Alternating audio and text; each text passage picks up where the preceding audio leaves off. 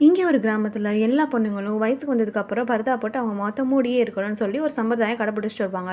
எதுக்கு இந்த மாதிரி பண்ணுறாங்கன்னா, ஜோலம்மான்னு ஒருத்தவங்க ப்ரெக்னெண்ட்டாக இருந்திருப்பாங்க. அவங்கள்ட்ட 4 பசங்க வந்து வில்வித்தை கற்றுட்டு இருந்திருப்பாங்க. அதில் ஒரு பையனை பாம்பு கடிச்சிரும். அந்த பையனை ஹாஸ்பிட்டல் கூட்டிகிட்டு வரும்போது 4, 5 பேர் அந்த பொண்ணை ரேப் பண்ணிடுவாங்க.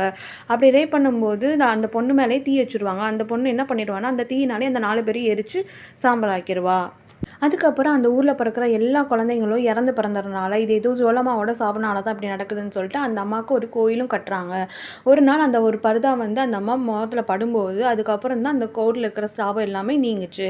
அதனால வயசுக்கு வர எல்லா பொண்ணுங்களும் அவங்க வீட்டில் இருக்கிற ஆம்பளைங்க தவிர யாரையும் பார்க்கக்கூடாது, முகத்துல பர்தா போட்டே இருப்பாங்க. இங்கே ஒரு பொண்ணு சுப்புன்னு ஒருத்தி இருப்பா. ஒரு நாள் காற்றுல அந்த பர்தா பறந்துடுது. பறந்தோடனே திரும்ப அதை வந்து எடுத்து மூடிட்டு வீட்டுக்கு போயிடுவா. இந்த பொண்ணுக்கு இங்கே நிச்சயதார்த்த ஏற்பாடு நடந்துட்டு இருக்கோம். இவங்களுக்கு அம்மா இல்லாமல் அம்மாவோட ஃப்ரெண்ட் ரத்னான் இருப்பா. அவங்களும் அவங்க அம்மா மாதிரி நல்லா பார்த்துக்கிறனால இந்த வீட்டோட ஃபங்க்ஷனில் வந்து கலந்துக்கிறாங்க. அப்போ ஒரு மேகசினில் அந்த பொண்ணோட ஃபோட்டோ வந்து வந்துடுது. அதை எல்லாரும் பார்த்துட்டு ஊரில் இருக்கிறவங்கலாம் நீ சாபத்தை கொண்டு வந்துட்ட அப்படின்னு சொல்லி பேசிகிட்டு இருக்காங்க. அப்போது அவள் நான் இந்த தப்புமே பண்ணலை, நான் இது எப்படி நடந்துச்சு தெரிலன்னு சொல்லும்போது, இந்த ஊரில் இருக்கவங்களாம் இவளை பலி கொடுத்தா தான் இந்த சாபம் நீங்கும் அப்படின்னு சொல்லும்போது ஒரு கல்லில் கட்டி இவ்வளோ தண்ணிக்குள்ளே இறக்கலான்னு பார்க்குறாங்க. அப்போ வேண்டிக்கிறா, நான் தப்பு பண்ணியிருந்தா நான் அப்படியே செத்து போயிடணும்னு சொல்லி வேண்டிக்கிறா. அந்த ஊர் பிரசிடெண்ட்டை தான் இவ வந்து கல்யாணம் பண்ணணும்னு நினச்சிருப்பா.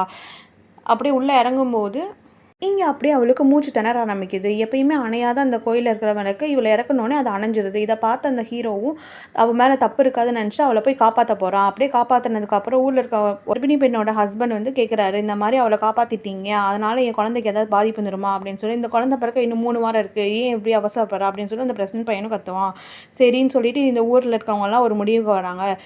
நீ அந்த ஃபோட்டோகிராஃபரை கண்டுபிடிச்சி உன் மேலே தப்பு இல்லை அப்படின்னு சொல்லி நிரூபிச்சிட்டேன்னா நான் உன்னை விட்டுடலாம், இந்த சாபத்துலேருந்து உன்னை நீங்கிடலாம் அப்படின்னு சொல்லி நான் உன்னை நம்புகிறோம் அப்படின்னு சொல்லிட்டு இவள் அந்த ஃபோட்டோகிராஃபரை தேடி போகிறா. தேடி பார்க்கும்போது இவளோட ஃபோட்டோவை ஒரு பேனரில் ஒட்ட வச்சுருக்காங்க.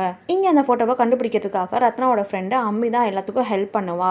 அங்கே ஊரில் இருக்கிற பிரசிடென்ட்டோட பையனுக்கு அவங்க அப்பா வந்து இன்னொரு கல்யாணம் பண்ணி வைக்க ஏற்பாடு பண்ணிட்டு இருப்பாரு. அதை வந்து ஃபோனில் சொல்லலாம்னு நினைக்கும் போது அங்கே சிக்னல் இருக்காதுன்னு சொல்லி கொஞ்சம் தள்ளி உள்ளே போவா. அங்கே ஒரு 4 பசங்க குடிச்சிட்டு அவளை வந்து கடத்தி ரேப் பண்ண பார்ப்பாங்க. எந்த படத்தை அவளை காப்பாற்ற நினைச்சாலும் அந்த படத்தை தான் முதல்ல அவங்க கிழிக்கிறாங்க. அங்க இருந்து சில பைக்கர்ஸ் வந்து காப்பாத்தி